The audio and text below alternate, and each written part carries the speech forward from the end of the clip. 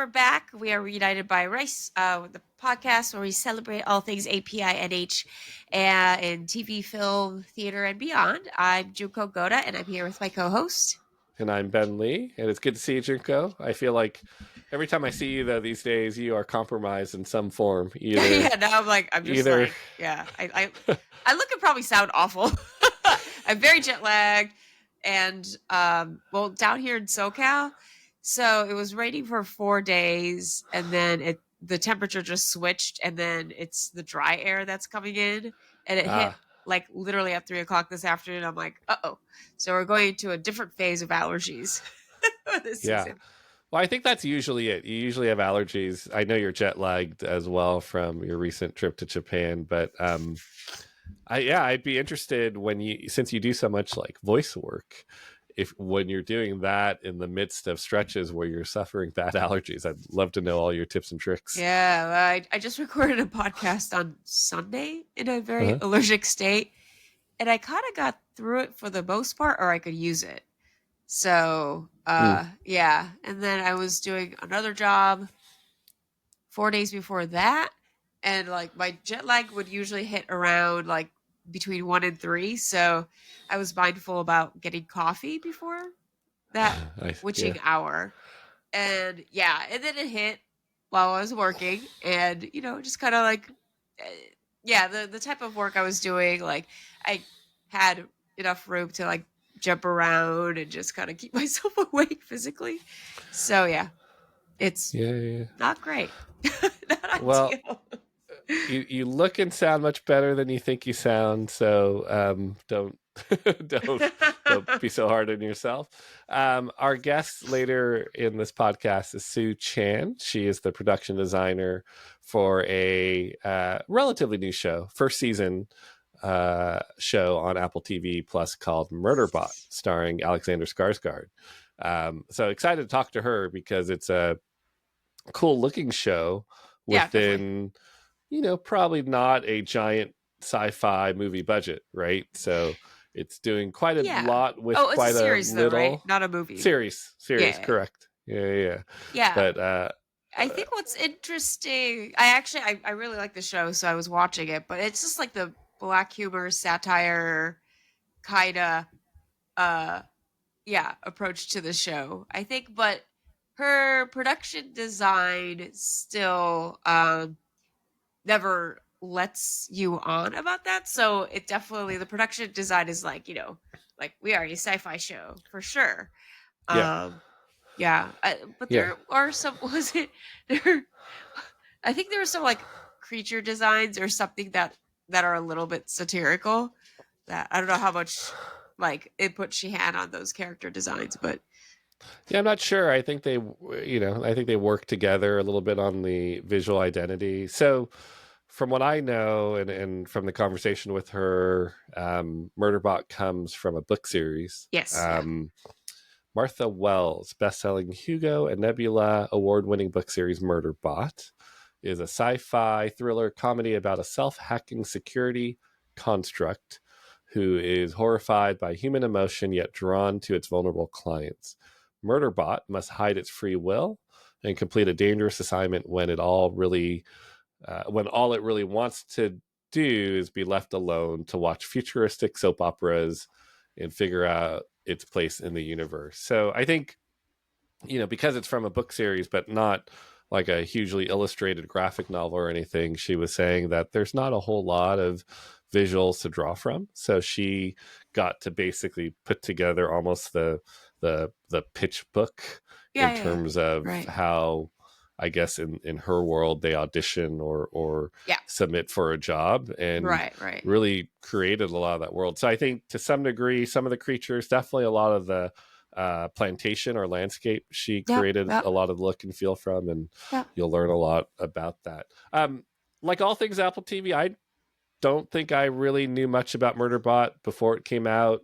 And then also, like you, I turned it on, and it's just kind of a pleasant, fun show. It's a comedy. Yeah. Just to like actually back up a little bit. So is Apple TV like not one of your top go-to streamings? Is that what it is when you say like, with Apple TV shows?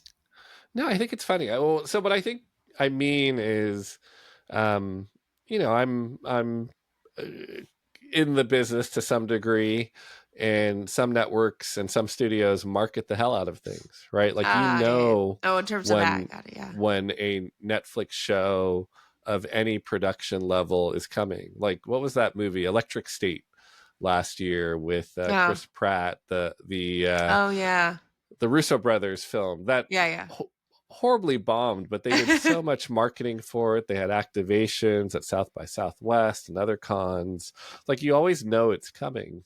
uh Apple is almost the opposite. Like, they're yeah. notoriously not.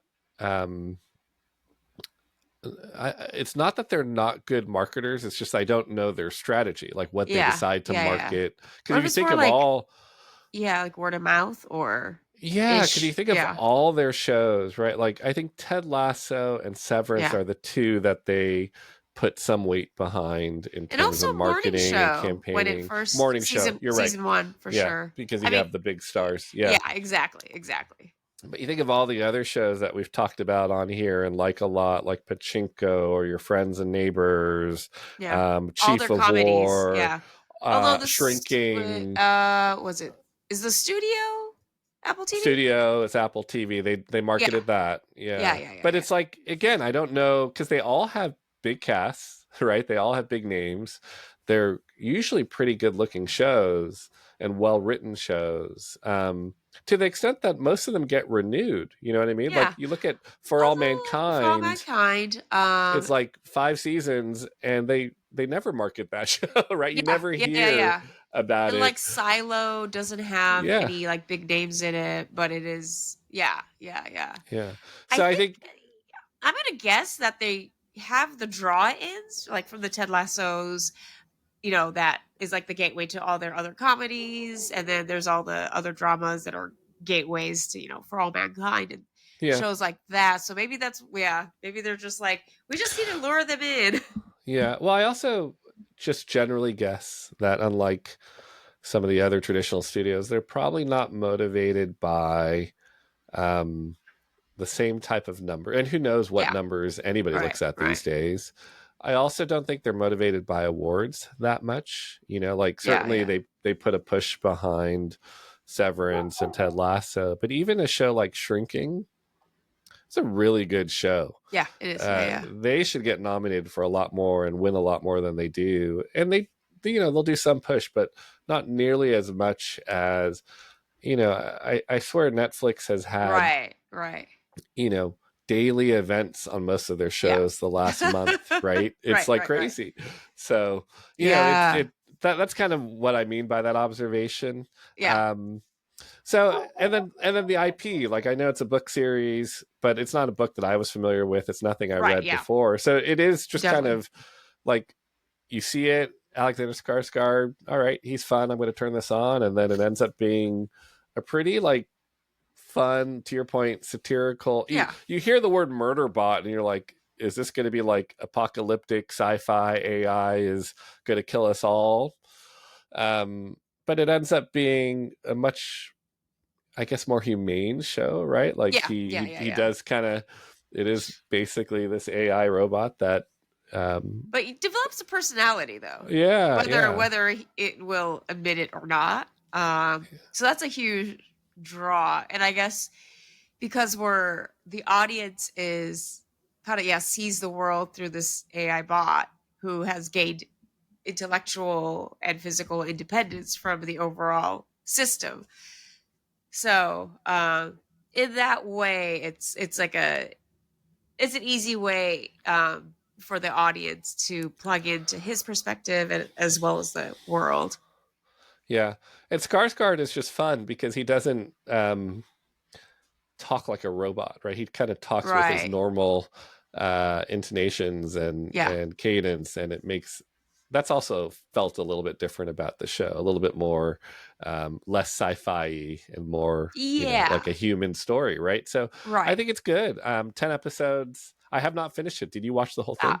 yeah, yeah, I did. I did. I'm like, I hope there's a Okay. season two. Yeah, there's a nice Yeah. like cliffhangery thing. There's also like a bit of Starship Trooperness and like Galaxy Questness to it. Yes. Maybe like the camp. Yes. Yeah, Yes. yeah.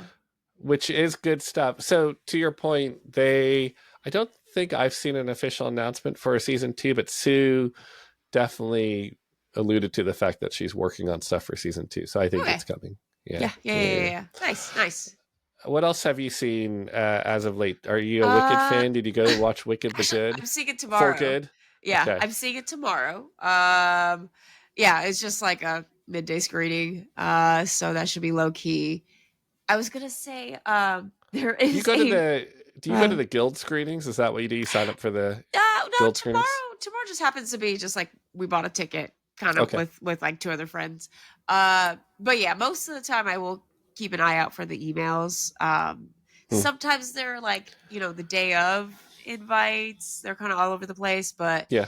for the most part, yeah, I definitely want to save some money and Right. see screenings that are put on See a by my free guild. movie when you can. Yeah. Oh yeah. Yeah. Yeah, definitely, definitely. What was I gonna say? Oh, there was well, like I think tried watching it on the plane. There's a film that is now on Amazon Prime and it's free. It's called I think Dropped, Oh, and Drop. Yeah. it's a horrible, horrible movie. Don't watch it. I wouldn't. It's not a movie I would watch. It's the one where Yeah. So the premise she is gets like a call on a cell phone, right? it's And not her even a date. call. Uh. It's people like someone keeps airdropping them. Like Mm, I guess there was a in between time before airdrop where you could drop like not messages. I guess mm. it was messages or something to people. Anyway, it was like pre airdrop, and Okay. yeah, I think. Oh, or maybe it was the earlier days of airdrop where like people didn't know how to turn it off and things like Mm. that. But yeah, so this lady is like harassed and things escalate through these messages that are dropped to her. But like within the first 10 minutes, I'm like, just turn it off. Turn off her phone. Yeah, I'm like, just Yeah. turn off your phone or just turn off that setting, like kind of thing. But yeah, it's just the story really just they could not quite overwrite that basic fact of just, and especially because this lady is supposed to be on a blind date. I'm like, turn off your phone. Oh Yeah. no, her reasoning was that she has a child who's like 12 or 13, like old enough to be at home alone, but so that's why she wants to keep her phone on. But at the same time, I was just like, just turn the setting off. Yeah. Okay. I'm not going to add it to my list. Yeah, so don't watch that. Yeah. What did I start watching? Oh yeah, the latest Jurassic Park looked. Well, these are all my airplane watches. Yeah. So Yeah. You had a lot of time. yeah. So Jurassic Park, the one with Scarlett Johansson. I'm showing up for the dinosaurs. I'm not showing up for Yeah. Scarlett Johansson or the storyline or anything. I think that movie was fine if you had never seen a Jurassic Park movie and it was the first one you watched. That'd be horrible if that was the first. Right? That would no. But it was should watch because the it real was a one. lot of like Real one. the greatest hits, right? It's like they're in the field and they see all the big majestic dinosaurs and they're odd. Right. Some of the same, it's such a good franchise in some ways, but it's hard to, I think, make it new and fresh, outside of, making weird looking hybrid dinosaurs like they try to do all the time, which I don't love, right? So, Right. And yeah. I do like how at one point they finally like accepted the fact that like dinosaurs exist in this Jurassic Park world. Yeah. At least in how it got integrated. At least they kind of took the story that way. Yeah. As opposed to like it's just a mad scientist on an isolated island, Yeah. kind of thing. Yeah, like ScarJo didn't hurt the film. Mahershala Ali didn't hurt the film, but you're also like, why are they in this film? They're so good, you know. But okay, so you haven't been watching any of like the films that are kind of getting thrown out there for award season. It sounds like we're not going to do an Oscar prediction episode or Golden Globes prediction episode. Yeah, this is still the nomination phase because I was on the SAG nominating committee last year. Okay. And there's quite a bit to watch and like submitted stuff. So yeah, but yeah, Oscar prediction. Like, have you seen Yeah, anything I guess you're good right. lately? I guess I should have started the question with. Yeah. I mean, so if people can catch a screening of Kokuho, which is the Japanese submission for the Oscars, I think I Oscars. said that Okay. the last Yeah. episode probably. I'm curious about the Korean one. Was it No One Left Behind? No, it's Yes, the the Park Chan Wook one. yeah, Yeah. Is it No One Left Behind, or something like you that. can look up the title, something like that. Yeah. Yeah, I'm curious about that one. And then was it Left-Handed Girl? Yeah, the Taiwan one. I've heard great things about Yeah, that film. so that's been on Yeah. my radar, and I'm gonna go see it somehow, Yeah. somehow, somewhere. Yeah, just Yeah. keep an eye out for an email about a screening. So those are kind of on my radar. Yeah. They're all going to lose to Yeah. Brazil, though, right? Brazil always comes strong for award campaigning, and they have Oh, okay, God, they have a film. I think the Secret Agent with okay, Wagner Moura that's gotten a lot of hype. So okay. I fear that Brazil will um, take all of Asia down like they typically do. Because last year it was what was that lovely movie from Brazil? The actress was nominated too. Oh, I'll look it up really huh. quickly. about Did I? about Oh, like the yeah. men disappearing in Brazil, Oh, like, oh. and no one kind of doing anything about it. Um, I was actually thinking about. I should catch that movie. I was literally thinking about that. I'm Still Here. I'm Still Here was the movie last year, and Oh, and okay. Fernanda Torres was um, the nominee. But yeah, and so then this year, I think the expectations is Wagner Moura will be not only will be a Best Actor uh, nominee, and The Secret Agent will at least be the Brazil entry, and maybe even be one of the Best Picture nominations. But I've always heard like Oh, Brazil really campaigns hard. hard, Golden yeah. Globes, which is around the corner, Golden Globes is usually a clue into what's going to happen in the foreign Well, I film usually would, yeah, I piece. would think like the apparent ones, at least the ones that have a lot of marketing money behind them, would be apparent by now. But I don't know if it's just like, I'm not the audience, I'm not the demographic that they are advertising to. Yeah, I certainly do not, I'm not an Academy voter, so yeah. yeah, yeah. It is a funny system, right? Oh, yeah. What you get marketed, and what you don't, Yeah. and Yeah. what's quality and what's not, and none of those things necessarily correlate. And honestly, when it comes to award season, and when it comes to international films, it's really countries that have money because mm, you need a lot of money to market yeah, to all these Academy voters and stuff. Even if you are, smart about it and marketing to the folks in the EU, let's say, yeah. yeah, you still need the money to actually I think execute the marketing. So I that's think yeah, it's true for the U.S. films too, though, right? Like yeah, the yeah. campaigns that they run cost a lot of money. Yeah. So Well, like there's yeah. Anyway. I won't spoil Wicked for Good for you. I put a review up on Letterbox. I didn't post Oh, it okay. anywhere else yet. Oh, okay. Yeah. I mean, Yeah. we kind of know what to expect. I've already read the books before. There's been so much press and interviews about it. Like, okay. Okay. I don't know if Yeah. there's much to spoil. It's true. Story wise, there's nothing to spoil. I'm just gonna Yeah. like not share an opinion to Oh, not okay. bias you. Yeah, I mean, I'll be So watching it soon enough. I did. yeah. I did hear that there's an additional song for Ariana and Cynthia. Got like a new song Yes. There's two specifically new for songs apparently. for good. So that makes sense. One is for each, but I don't know. I think what people generally felt, that there's one good song and the movie's named after it, is still more or less the case. Yep. Yep. Yeah. Okay, cool. Yeah, so yeah, just going back to Murderbot. Wow, what was I gonna say? Yeah, definitely, it's a very watchable show. Yeah. Kind of lighthearted sci-fi, and I'm a pretty big sci-fi nerd, but it was a very it's almost like the other Apple TV show, which was I think Space Force, Oh right? Which is yes. it was just super super satirical, very, very far leaning into comedy, but there's also Yeah. that kind of comedy bleeding into Murderbot. So it's definitely like Apple does have its brand, like it's established its brand. I Mm. feel like, and Yeah. I it's mean, I the think comedy is of Murderbot is of its the Apple TV comedy brand. How about that?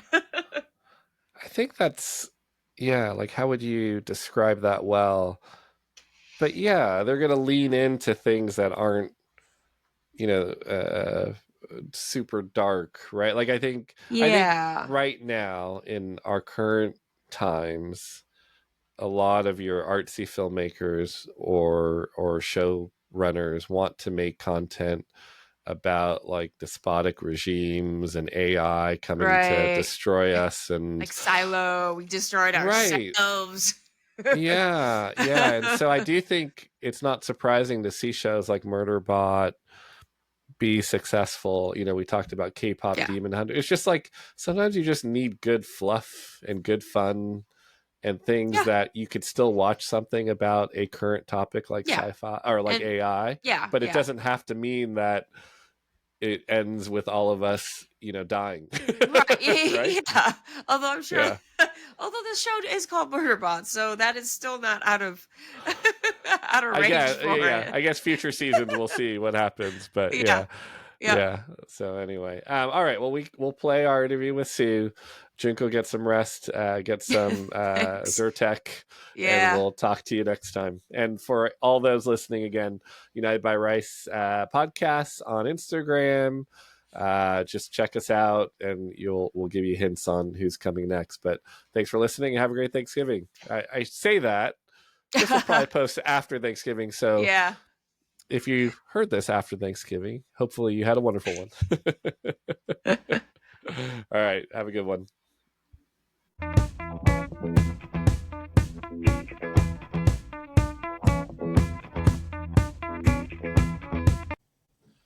Well, hi, Sue. It's so lovely to meet you today. I'm excited to talk about your work on Murderbot.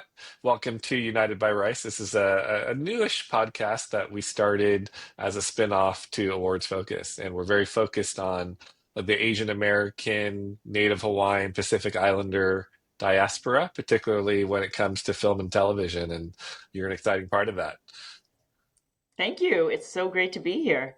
Sure. Well, I'd love to actually even start out. So we'll talk about Murderbot, but you've got a pretty long list of credits to your name, but you also have your typical Asian American background. At least from what I read in your bio, your Mm. parents, typical Chinese immigrants, had the one Chinese restaurant in town. So I'd just kind of love to hear a little bit of your journey of how did you kind of break free from the traditional expectations of immigrant children following, the pursuit of becoming a doctor or, a lawyer, those type of things. Sure.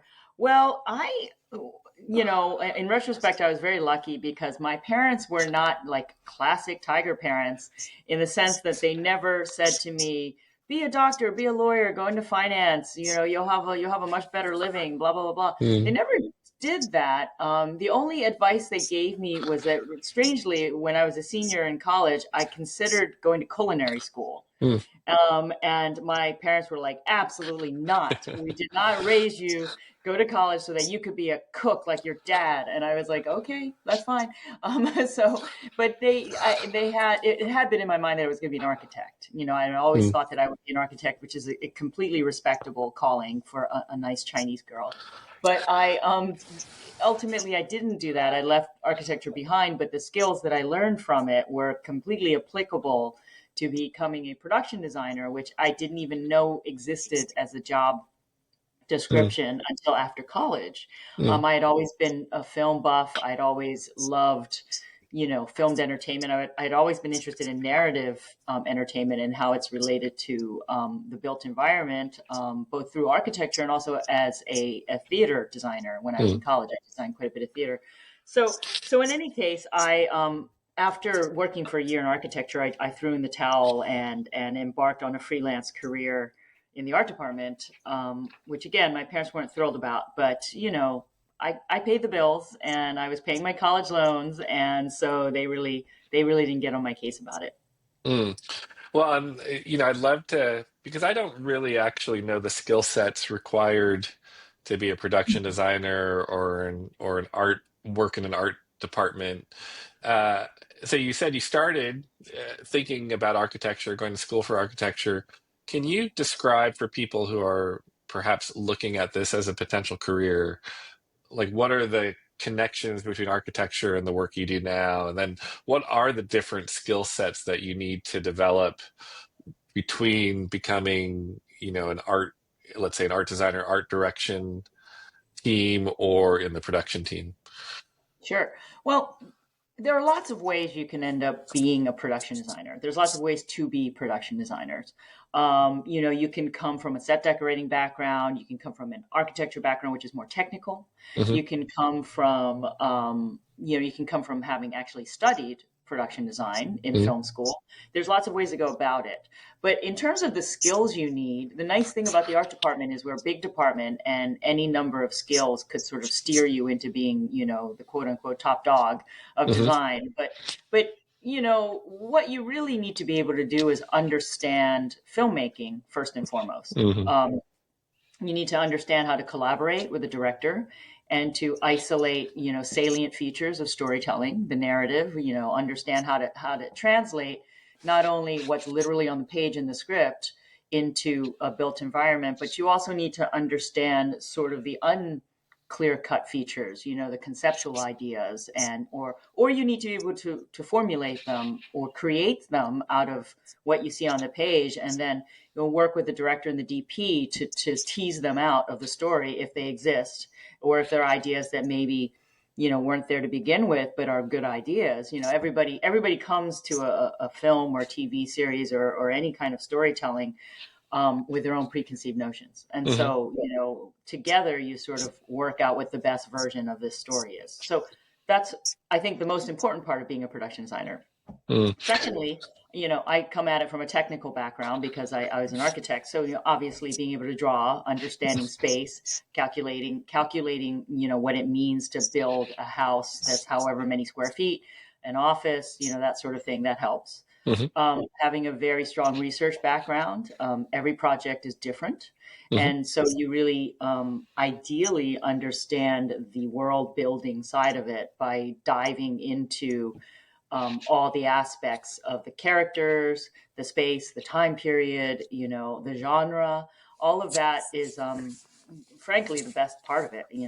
It's a lot of fun. And so, it's research plus some technical ability plus collaboration. And we have such a big department that whatever you're short on, you can hire somebody to be your collaborator to sort of help shore you up, or to help collaborate with you to work out the things that aren't really your in your wheelhouse. Hmm. Now, how do you usually get hired? Is it someone comes to you directly with a script to read, or is it through company middlemen? Like, what's the typical route of ending up on a project like Murderbot or Shang-Chi? Well, when I started as an art director, Hmm. and actually I started as a production assistant, but basically before you become the kind of person who has an agent, you really just get work from word of mouth. From all You work on projects, you kind of hustle, you meet people, they like you, you work really hard, you get a good reputation, and then you kind of get the sort of network of people who continually think about you for projects because they like working with you, they know you work Sure. hard. And so until I all the way up to when I was an art director, I got work in that way. Right. I had a group of people who liked. But then when I made the leap into production design, I needed an agent, Mm. and so my agents, who are actually quite great, Mm. uh, they field offers and they also put me forth for projects. They're the ones who have their finger on the pulse of what's coming, what is, coming down the pike, or what's going on now. And they either are solicited to work with me because of my body of work, or they kind of chase projects on my behalf. And so then I get a script usually, and I read the script and I decide whether I want to pitch for it, Hmm. or I decide whether I'm going to pass. And then if I decide I'm going to pitch for it, then I have to create a visual deck. Mm. I have to really consider what I think is important and interesting about the project and put together a deck that reflects my ideas. And then I have a meeting with the director, sometimes the producers, and I talk about what is in the deck. And if it works out, then, mutual understanding and we collaborate from there on out. And if it doesn't, it doesn't. Mm-hmm. That's interesting. So more often than not, at least when I see a script, it's mostly dialogue. So unless there's IP or source material, you are you given some other notes when given a script to frame your visual identity around it, or is it usually pretty organic? Is it pretty much like, Hmm. from what I've read, I feel like there should be a green backdrop through most of it. Like is it mostly out of your imagination, or do you get a lot of tips and guides? Well, the creative process is mysterious, but it really depends on project to project. Some directors come at it with a deck. They themselves have some ideas about Mm-hmm. what their film should look like. They have some ideas about casting, and so when that happens, in a way, I'm always a little bit, oh, too bad, because I don't kind of want to see what the director has in mind. I sort of want to, I want to just see what comes to me when I read what's on the Sure. page. But it's not a bad thing. It just means that I know that the director already has a position on this Mm-hmm. text. So for me, I usually, if I don't get a strong impression about how it could look or what some of the ideas that are between the lines are, and then I'm usually not so interested in it, quite honestly. Like, and there's a way in which things are written in which you can tell that the that the director or the writers and the director or the writer director are gesturing at something that's not just what the actors are saying, the characters are saying, or Mm-hmm. what is described in the description of the sets. So I always hope that something really strong comes to me about how this can be done. Often, a script will remind me of another project or a piece of literature or a painting or what have you. And so I'll start to file that away and then when I get to the end of the script, I'll be like, okay, I have some ideas swimming in my head. I'm going to organize them now. I do want to go after this script. And often as I start to harvest images and curate ideas, it starts to solidify into like a small group of salient features, I guess, that I can talk about cohesively, ideally. Mm-hmm. Mm-hmm. Uh, and again, if I don't feel it coming to me, then I usually will pass, Mm-hmm. because I've done this or everybody's done this. I've seen this. It's not for me, you know. And so, yeah, that's kind of how it goes. And how much time do you get? Let's say, agent finds an opportunity, you've gotten some material, a script in hand. Are we talking about a week to turn around a lookbook of some form, or less or more? It varies. It varies. I've had like a long periods of time, and I've had very brief periods of time. I think sometimes I've had as little as 3 days, a Mm-hmm. weekend. Mm-hmm. Sometimes I have 2 weeks, 3 weeks, which Okay. is almost like a kind of like, a mixed bag. I mean, so for Shang-Chi, I think I probably literally had 3 days or something like Oh, that. wow. Okay. Um, and which was kind of surprising. It was very fast. But it worked out. So there you go. Yeah. Yeah, for sure. Now, are there certain project? Do you give your agents any direction on certain genres, certain types of projects that at this stage are most interesting to you?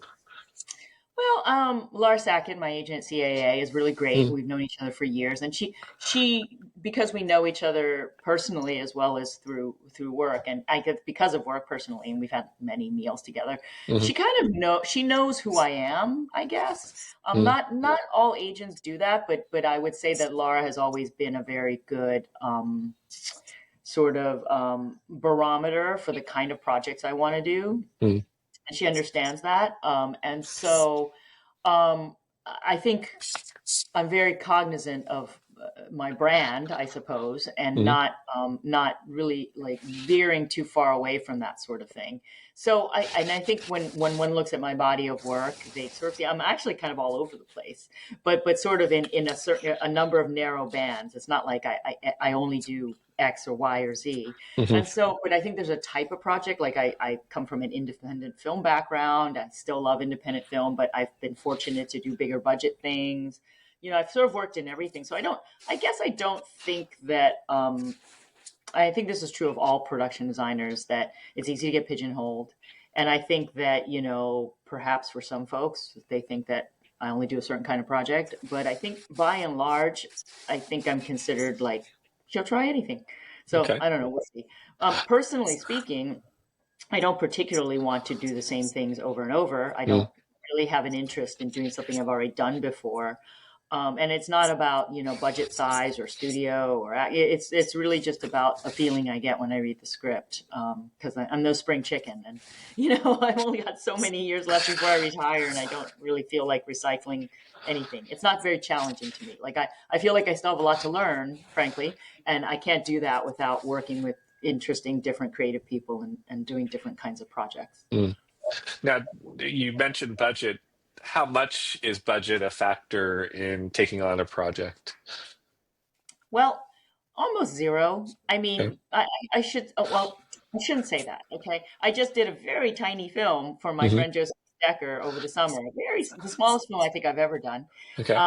And it wasn't, and the budget wasn't a deterrent, it was a challenge, but it wasn't a deterrent. And so what I would say is that it's not really about the money, it's about the ambition. And it's about my being able to deliver based on what's on the page within the framework of what the budget is. And that's always true. I mean, no matter how big the budget is, you never have enough money. No matter how small the budget is, it doesn't mean you don't have enough money. It really depends on whether all the collaborators are on the same page. And so, and also I like to take care of my team. It's definitely not all about me. It's about a team of people. And so I never want to work on a project in which I feel like the people who signed on to work with me are going to suffer because the budget is so small and doesn't take into account what it takes to do something. It's like it's not fair, I guess.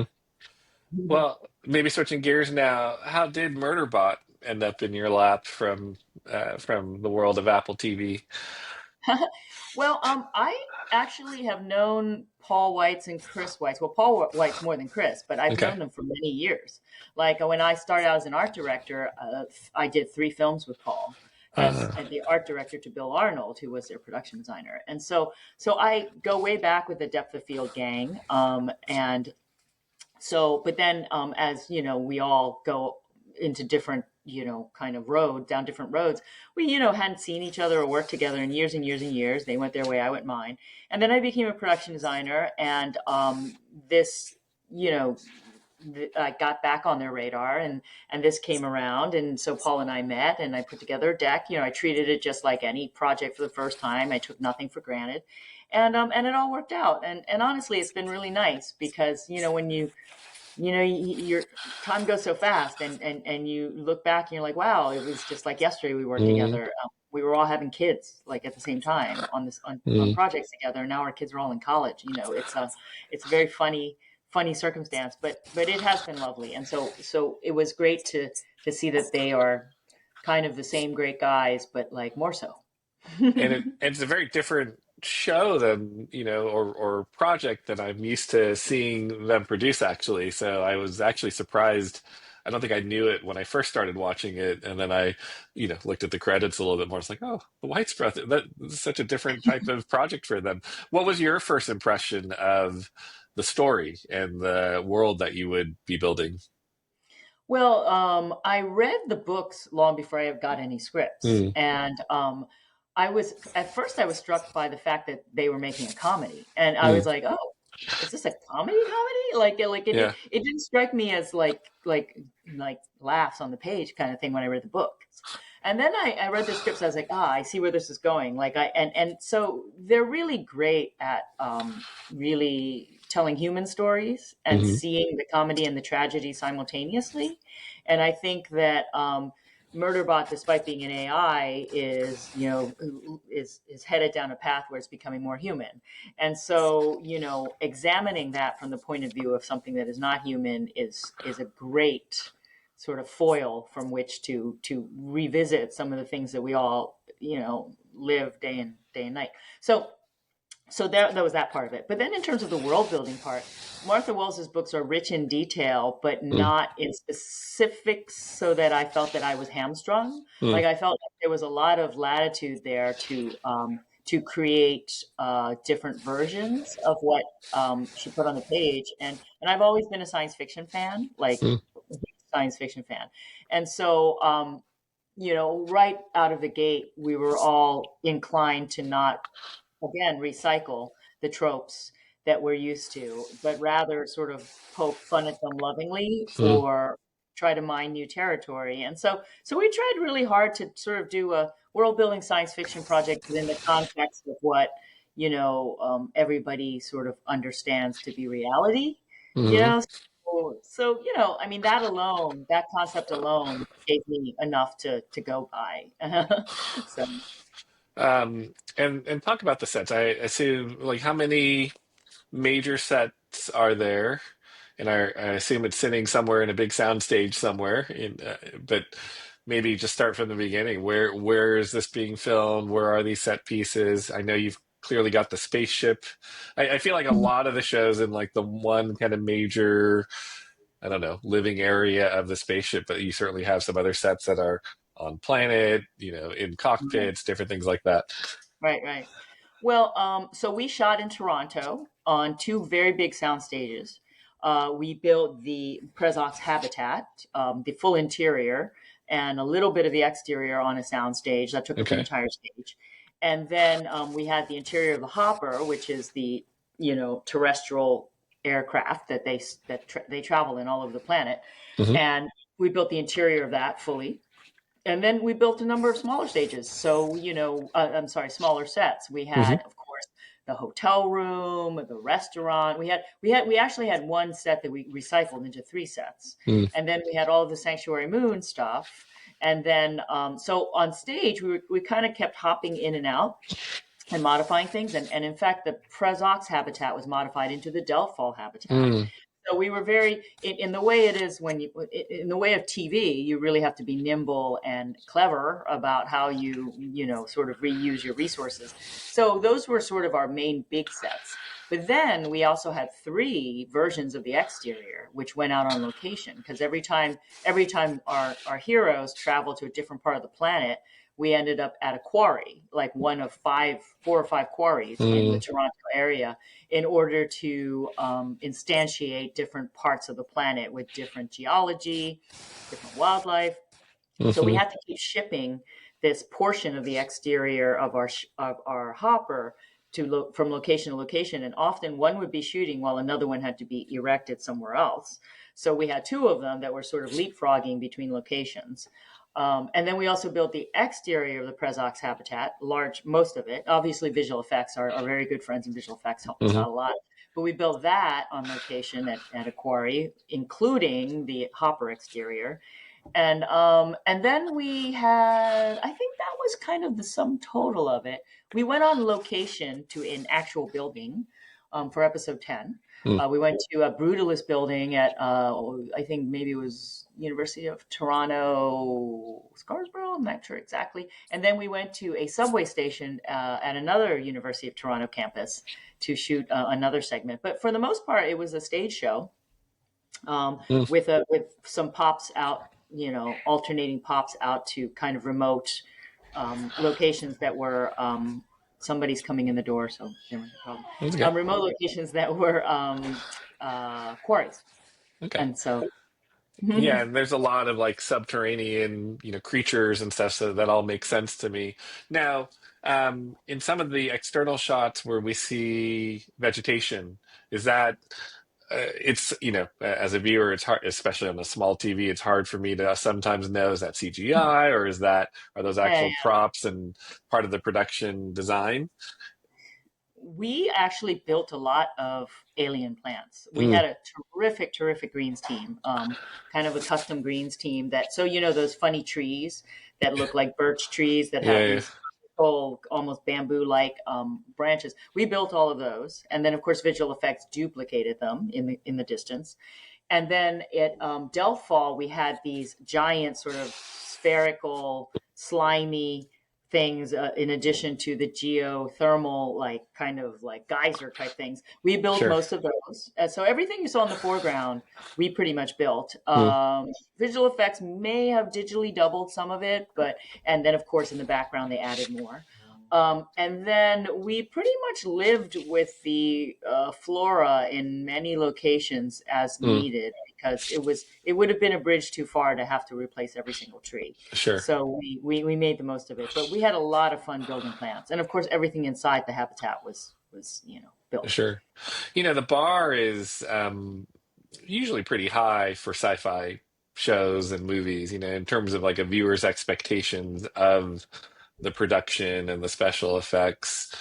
Notwithstanding Apple's other show For All Mankind, right? Like there is really high quality work that's being done. So even though it was a comedy, and even though Murderbot is, like you said, made to even make fun of some elements of sci-fi genre, Right.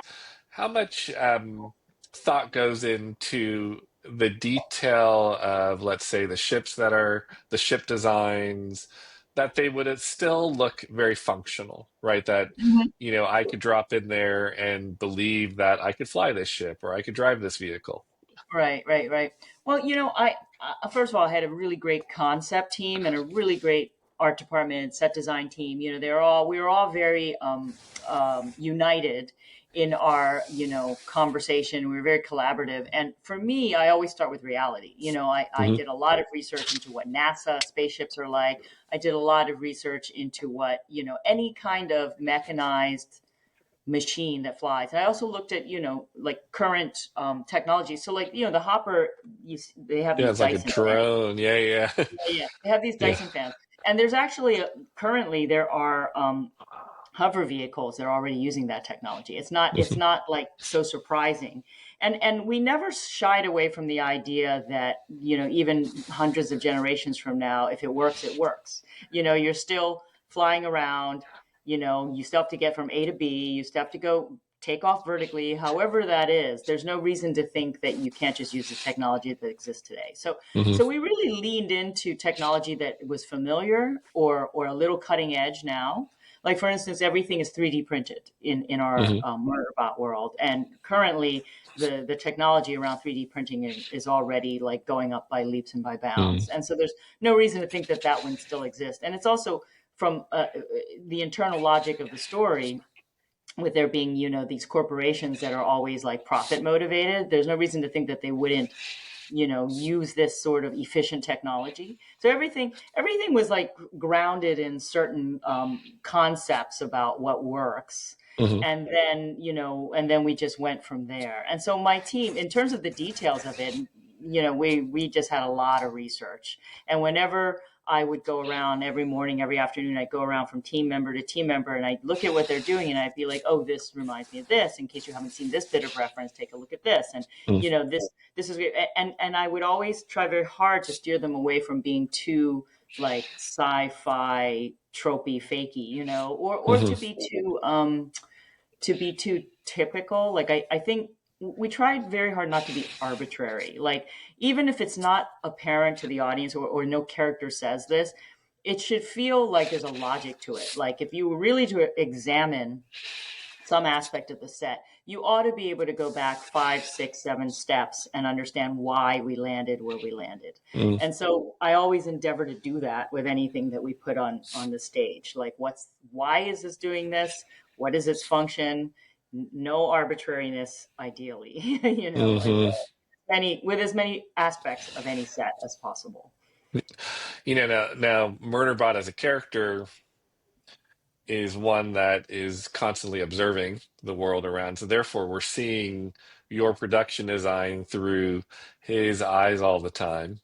Is that something that influences how you kind of build a set, particularly the space around where the Murderbot character is going to be occupying in most scenes? I think I think that that definitely falls into place in terms of palette, Hmm. but I definitely on this project did not feel there was no sort of edict from the top that this was a show it a show whose point of view was Murderbots. I see. You know, Okay. I think there was a feeling that we're always catering to the audience, and that there's a shifting sort of allegiances. Sometimes you feel Murderbot's pain and Hmm. angst. Sometimes you feel the Prezox team's pain and angst. You know, and so that sort of shifting thing I think was important. And so the sets did not really. They were really more about what is the audience going to take away in terms of what it tells you about the characters. So, Hmm. you know, the Prezox habitat is meant to be on two levels. The level that it's a piece of rented equipment from the corporation, which are cheapskates, and it was the cheapest model that they could only afford this, so it's a little bit run down Hmm. relative to its counterparts, which you later see in Grey Chris and Hmm. Kelpfall. And then that these are people who care about their culture, and so they try to personalize it by bringing in their characteristics. They paint it, they do all of that, Hmm. and then that gives you a reason for Murderbot to be like slightly disgusted or maybe slightly admiring these folks because they are different from other clients. So you Hmm. know we basically took the salient ideas and tried to find as many ways as possible to present them without being too on the nose. Mm. Well, that makes sense. Um, you mentioned the Sue Chan brand earlier. What set piece do you think exemplifies the Sue Chan brand the most? In this series, Yeah, in the Murderbot series. well, I really, really love the Secbot Factory. I have to Mm. say, which is not. I don't think it's in episode one. It's in episode two, and I Yes. think it's this great. I mean, okay, I should say it exemplifies my brand for this project in a sort of science fiction because it is a combination of humorous and sort of like kind of went going for it, you know. Uh-huh. And I think we had some sort of out there ideas that we actually managed to exemplify, and also just sort of playing with technology. I mean, we actually had literally inflated walls, which I've never Mm. done on a project. You Yeah. know, in the habitat, those every one of those bubbles is actually a TPU bubble full of Mm. air, and and this is based on real architecture. So there's this sort of, and also in the Secbot Factory we had bigger versions of them, with the idea being that it sort of synthesizes these sort of comments on corporate greed with this idea of a sweatshop, and like what how labor is sort of you know unappreciated, and this sort of hierarchy, and then at the same time it's sort of like, well, let's have fun with this. Yeah. And so that's really my favorite bunch of sets. I just love them. I wish, I mean, I didn't need them to be in the show more, because maybe then it would have been less good, but I really quite enjoyed that set. I'm only thinking of like the faces in the green, canisters or containers of each of Oh the yeah. bots. It's just really funny. Yeah. Well, I don't want to take up too much more of your time. Has there been any news yet on whether there will be another season of Murderbot? I don't know that I've heard. Yes, in fact, I am in the middle of prepping it right now. Oh, So fantastic. it is not even like I don't have Murderbot on the brain for this interview. I have been on early production on that, and we're concepting things, and we're going to start filming in spring of next year.